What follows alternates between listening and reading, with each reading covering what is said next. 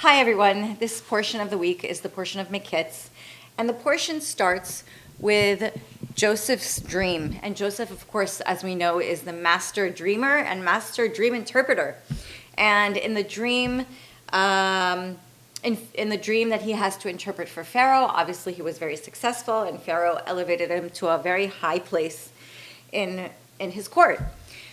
But up till now, we know that Joseph's dreams only kind of brought family feuds, if you want to say, because he had dreamt in the previous portion of 11 sheaves that bowed down to his sheaf.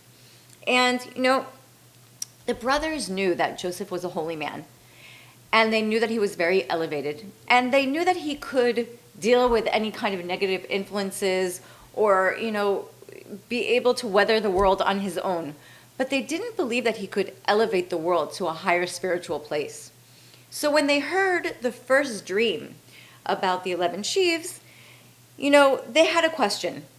They said, and it says in the Bible, will he then be a king over us, or if he will govern over us like a judge? And Shem Shmuel says that there's a little bit of a weird thing here. First of all, there's the repetition of king and judge, and then there's the word if. What does that if mean? So what Shem Shmuel explains is that there are two different things between king and govern and the word if. What does this mean?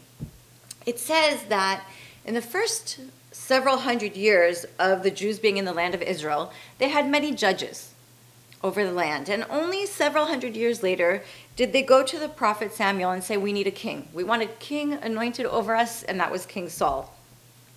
So what's the difference between a king and a judge? So, a judge was there to fight the battles, to fight the wars, to protect the people of the land, to make sure that everything is in order. A king went way beyond that. A king was there to help elevate the consciousness of spirituality, the consciousness of Torah, the consciousness of studying and connecting to the Creator. So, in short, the judge was a governor who governed over the land, but the king was someone who was able to spread the godliness and elevate everyone around him. Joseph's dream of the sheaves and told the brothers, who believed 100%, what Joseph was dreaming about, and that's why they were so worried. The sheaves implied that the brothers would be governed over Joseph, and they were okay with that because they thought, okay, he would be a judge or he would be a governor, and he would be in charge of us, but there would be someone above him. He wouldn't be the ultimate king. And they were okay with that. But when they heard the second dream, where the sun and the moon, which represented their mother and father, was also bowing down to Joseph, that's when they started worrying. Why were they worrying? Because they understood that Joseph wouldn't just be governing over them, he would be the king. He would be the one who would raise and elevate the world in consciousness and spirituality. And they were worried because they knew that the king would come from Judah, not from Joseph. And that's why they were determined to prevent him from becoming king. They didn't really see the whole picture. They sold him into slavery to make sure that he wouldn't be king, that Judah would be king.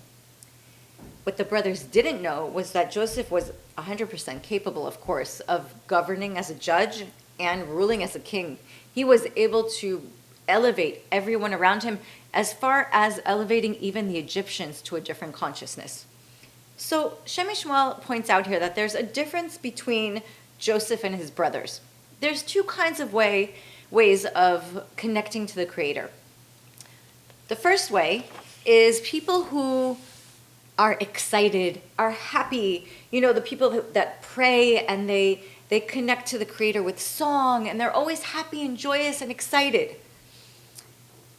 And then there's the people who understand the power of the Creator. They understand the awesome existence of the Creator, and they connect to the Creator with fear and with awe and understand the power of the godliness. The second kind of people, the ones that connect through fear and awe, are considered the people who are in the inner circle of the Creator. The ones who connect with happiness and joy and excitement are sort of more removed from the Creator. They're the outer circle. Why is that? when we understand the power of the Creator and the awesome existence of the Creator, it's almost impossible not to live in fear, but not bad fear, good fear, understanding that the Creator is in charge of everything. And both ways are fine. There's not one way wrong or one way right. According to the Tikkunei Zohar, there's a description that the two kinds of connecting to the Creator and spirituality are compared to Shabbat and the holidays. And each one of them is different. Shabbat is on a higher level, since with the meditation and the intellectual achievement, they reach a state of awe. But those who are from the category of holidays, the love of God is a greater influence in the physical world, where they connect on a happy level, excitement, joy. So they reveal the godliness in the universe and elevate it through dancing and singing and excitement. And Shemi Shmuel says that Joseph was connected to the Shabbat, or the ones that connected to the Creator in fear and awe. It was not with excitement, and it was kind of silent and intellectual, and he knew what was right. He knew the system. He understood the system of spirituality, and he was in fear and awe of the Creator all the time. Whereas his brothers, on the other hand, were more of the heart. They connected with singing and dancing. And you can see this also, for example, in King David, who came from the line of Judah, who was very famous for his songs and his verbal praises of the Creator and connecting through joy and excitement. And that's why we come to the difference in opinions between Joseph and his brothers. Each one had their own approach, and each one desired to have his way be the right way. Joseph wanted to persuade the entire world to worship God as the way he did, with intellectuality and study and understanding and fearing and through awe. And his brothers wanted to instruct the world to connect to the Creator with excitement and song and dance and reveal the godliness through that. The brothers thought that by removing Joseph, they would be able to make sure that their way would happen. But the truth is that their approach is not applicable to the world as it is today. Because in today's world, it's very hard to connect to the actual godliness, the actual essence of the Creator. In our world today, both connections are correct. There are people who want to connect to their spirituality, to their godliness through dance and excitement and joy and happiness, and they won't necessarily go deep into the study or the intellect or understanding through fear and awe of the Creator, which is okay. That's what works for them.